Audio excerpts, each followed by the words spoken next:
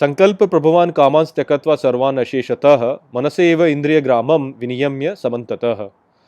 नमस्कार मित्रों, ये जो श्लोक है भगवद गीता के छठे अध्याय का 24वां श्लोक है, जिसे हम आज गहराई से समझेंगे। तो आइए सबसे पहले इसके अर्थ को समझते हैं। तो जो श्लोक है वो कहता है, संकल्प प्रभवान कामांस, अर्थात संकल्प के प्रभाव द्वारा कामनाओं का, त्यक्त्वा सर्वान अशेषतः, अर्थात त्याग करके सभी कुछ को, मनसेव इंद्रिय ग्रामम, अर्थात निश्चित ही मन को, इंद्रियों के गांव को, विनियम्य समन्ततः, अर्थात नियम में करता है उसका जीवन।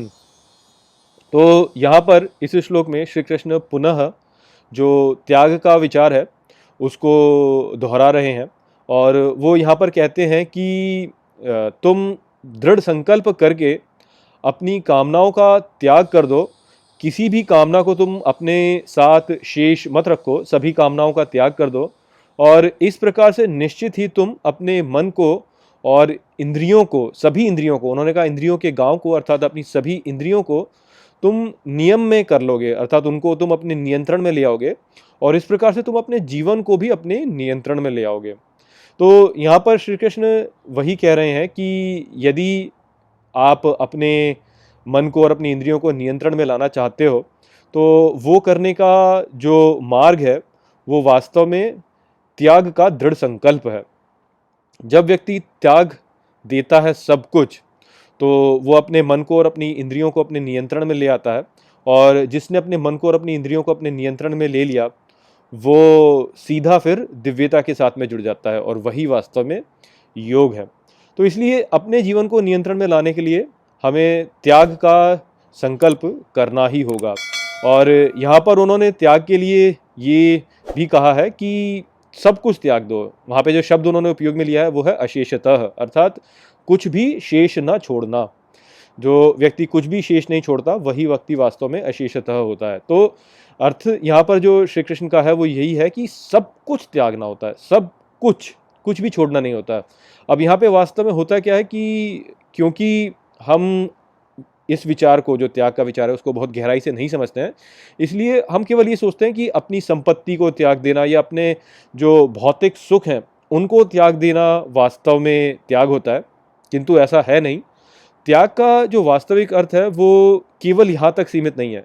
ये बात उचित है कि अपनी जो संपत्ति है या जो अपने जो भी भौतिक अपनी वस्तुएं उनको त्याग देना त्याग होता है, ये बात सत्य है, किंतु केवल यही त्याग नहीं है। त्याग इससे कहीं और गहराई तक जाता है। त्याग वास्तव में अपने व्यक्तित्व को त्यागना भी होता है।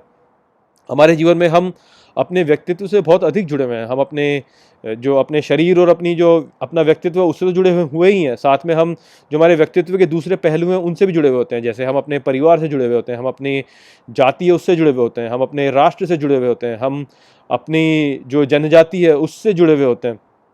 तो इस प्रकार से हम ये जो सब वस्तुएं हैं जिनसे हम जुड़े हुए हैं, इनके द्वारा ही वास्तव में हमारा व्यक्तित्व जो होता है वो होता है, और हम अपने व्यक्तित्व को त्यागना नहीं चाहते, हम अपने व्यक्तित्व से जुड़े रहना चाहते हैं। तो ये जो जुड़े रहने की भावना होती है, इसको भी वास्तव में हमें त्यागना होगा, तभी हम वास्तव में दिव्यता तक पहुंच सकते हैं। अन्यथा हम इन्हीं इकाइयों से जुड़े रह जाएंगे, और फिर होता ही है कि हमारे भीतर राग और द्वेष उत्पन्न होता है। तो जैसे आप खेलों में देख लीजिए, जैसे ओलंपिक हो रहा था, और जब ओलंपिक्स में जो भारतीय खिलाड़ी थे वो हार रहे थे तो हमें बुरा लग रहा था, जब भारतीय खिलाड़ी जीत रहे थे तो हमें अच्छा लग रहा था। तो ये जो ऊपर नीचे हमारा हो रहा था, ये इस पहचान के कारण ही हो रहा था, और हम ये समझ नहीं पा रहे थे, राग द्वेष हमारे भीतर उत्पन्न हो रहा था। यदि हम इस पहचान को हटा दें तो तब हम ये देखेंगे कि जो खिलाड़ी था, जो जीतने के लायक था वो जीता, जो जीतने के लायक नहीं था वो नहीं जीता। तो वो जो विचार होता है, उस प्रकार से देखने की जो दृष्टि होती है जिसकी, वही व्यक्ति वास्तव में दिव्यता की दृष्टि से देख रहा है, क्योंकि वो हर जो भी घटना हो रही है उसको एक उचित रूप से देख पा रहा है, एक समान रूप से उसे देख पा रहा है, और वो ये देख रहा है कि जिस भी व्यक्ति के साथ में जो भी हो रहा है वो उसके साथ न्याय रूप में ही हो रहा है। क्योंकि हम अपनी पहचान को बीच में डाल देते हैं, इस कारण से हमें लगता है कि कहीं पे अन्याय हो रहा है या कहीं पे कुछ ऐसा हो रहा है। वास्तव में सबके साथ में न्याय ही हो रहा होता है, और यदि हम एक समान दृष्टि को विकसित करें तो हम सभी जगह पे न्याय होता हुआ ही देखेंगे। किंतु क्योंकि हम ये पहचान मान लेते थे कि हम भारतीय हैं, तो इसलिए जब कोई भारतीय खिलाड़ी जो है वो जब हारता था तो हमें बुरा लगता था। यदि हम वो भारतीय दृष्टिकोण को हटा दें और केवल उसे समरूप से देखें तो हमें यही दिखेगा कि जो खिलाड़ी अच्छा था वो जीता और जो खिलाड़ी उतना अच्छा नहीं था वो नहीं जीता। तो वो जो समान दृष्टि होती है जिससे कि हमारे को ना तो उत्साह उत्पन्न होता है ना दुख उत्पन्न होता है, वही तो मार्ग है जिससे कि हमारा मन और हमारी इंद्रियां जो है वो हमारे नियंत्रण में आएंगी। और वही मार्ग ऐसा है जो कि दिव्यता और योग का मार्ग है। तो इसीलिए सब कुछ त्यागने की आवश्यकता होती है, केवल हमारी संपत्ति नहीं बल्कि हमारा व्यक्तित्व भी। तो आशा करता हूँ कि मैंने इस श्लोक को आपको अच्छे से समझा दिया होगा। चलिए इसी के साथ इस वीडियो को यहीं पे समाप्त करते हैं। नमस्ते। वीडियो को अंत तक देखने के लिए धन्यवाद। यदि आपको ये वीडियो पसंद आया हो तो इसको अपने प्रियजनों के साथ में साझा करें और इस ज्ञान को और फैलाएं। यदि आपके पास कोई भी प्रश्न है तो मुझसे इंस्टाग्राम पर जुड़िए। वहाँ पर मैं हर शनिवार रात को एक लाइव Q&A सेशन रखता हूँ और आप मुझसे वहाँ पर अपने प्रश्न पूछ सकते हैं। जय श्री कृष्ण।